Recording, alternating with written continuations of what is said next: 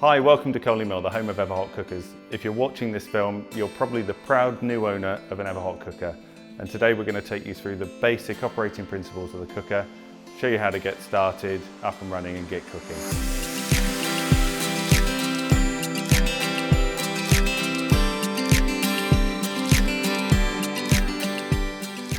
The first thing to remember is that an Everhot is a highly efficient heat storage range cooker designed to be left on 24 hours a day, 7 days a week. It's the most efficient cooker in its class, and it's going to give you background heat to the room and just be ready to cook whenever you need. When you first turn the cooker on, you might notice a slight burning smell in the kitchen. That's perfectly normal. That's just a light coating of oil that we put on the hot plates and within the ovens burning off. It's perfectly normal. Under normal conditions, if you had the oven turned off, it's going to take about an hour and a half for them to become fully heat soaked and ready to cook. And the hot plate will be ready to make your first cuppa within about 40 minutes. The Everhot's going to give you unrivaled levels of control within the heat storage cooker. You can adjust temperatures on each of the cooking zones. Whilst you have all this control, for the first few days, we recommend that you just leave the cooker at the recommended running temperatures, use them as a baseline, and then you can always adjust from there, up or down as you require. If you're looking at a cookbook and looking at recipes, the conventional oven setting will be the best guide. The Everhot uses indirect radiant heat, so it's gentle. Things can take a little bit longer in a heat storage cooker, but it's more about time in the oven than fine temperature control. Here we have the Everhot 120i, but the principles I'm going to show you today are common to all of our cookers. So to adjust the temperatures, we just need to head to the control box. You can adjust it in increments of 5 degrees, and you just use the up and down arrows on each of the zones to do that. We recommend just leaving about a minute for every degree you want to go up in temperature or come down in temperature, just for the oven to settle out. So if you're going up 10 degrees, just allow 10 minutes for the change. Whilst we recommend that you leave the cooker on, each zone can be turned on or off as you need. So in the summer, you might not need the hot plate, might be a bit too hot in the room, so you can turn that off. To do that, you simply find the corresponding power button, hold it for 3 seconds, and that'll turn the zone off. To turn it back on, you simply reverse the process, hold the button for 3 seconds, and it will come back on. Now with the hot plate and simmer plate, there's a lock function, so you need a 2-touch operation. You simply push and hold the master control switch for a second. That'll unlock the hot or the simmer plate and allow you to turn them back on using that power button. A huge part of an Everhot's flexibility can be attributed to its eco mode. As you see the cooker now, it's in full power mode. What I would loosely describe as a winter mode, where the cooker just stays on at temperature, it's giving you background heat to the room, and it's just ready to cook at a moment's notice. Then we have the full eco mode. Now, I'd loosely describe this as a holiday mode. You drop the cooker down to sort of half temperatures, and again, the cooker's just going to stay in that mode until you turn it off. The last mode we have is the timed eco mode. Now, between 9 at night and 5 in the morning, the cooker's going to drop back into half temperature mode, and the cooker will be hot all day and ready to cook. It's great for people with solar panels.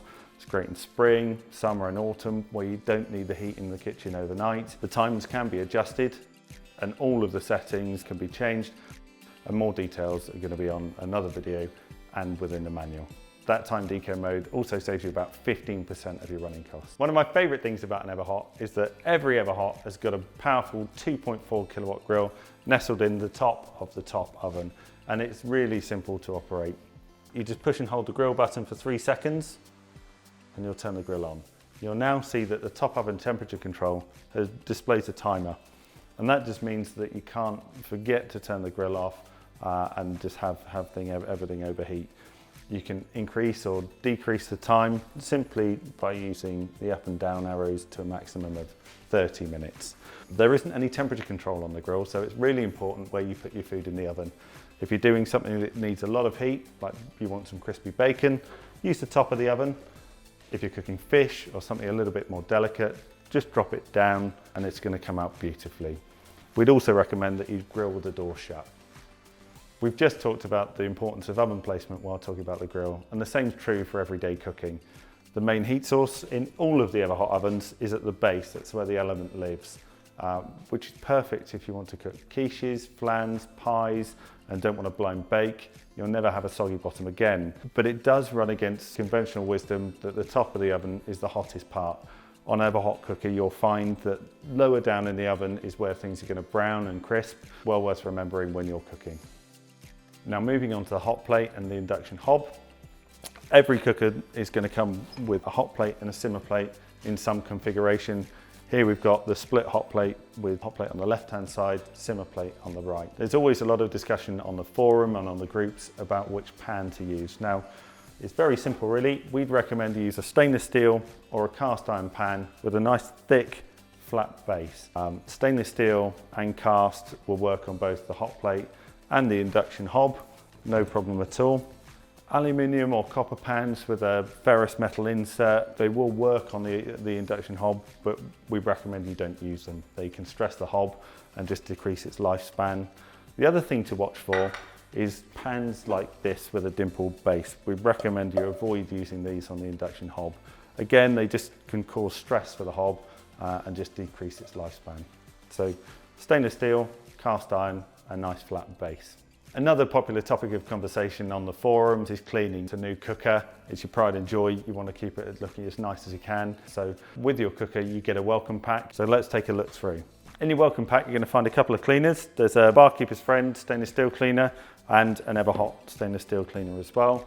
Now these are the best things that we found to clean the top of the cooker and the inside of the lid. A top tip, when I'm cooking, I get a damp cloth once I've finished and just clean up all the fatty spills around the hot plate, and you'll get most of it off that way as well. Now, the front of the cooker, we recommend nothing more than just hot soapy water. Just avoid any abrasive cleaner that might damage or eat into the front of the cooker. And the ovens themselves, they're going to self-clean, so you'll never need to worry about those. The fact that they're just left on means that food will carbonise. There's a couple of other things in your welcome pack as well. There's a cookbook, and this is going to give you inspiration, get you up and running. A great little reference point, so some good recipes in there for you to follow. And then the other thing we have is the manual. Do take a little read through. It's really helpful and it'll just set you off on the right footing. Hopefully this video has given you a really good sort of basic understanding of the operations of the cooker and enough to get you started. There's far more information online on our discussion forums, on the website, so do take a look there, and we really hope you enjoy your cooker. Welcome to the Everhot family.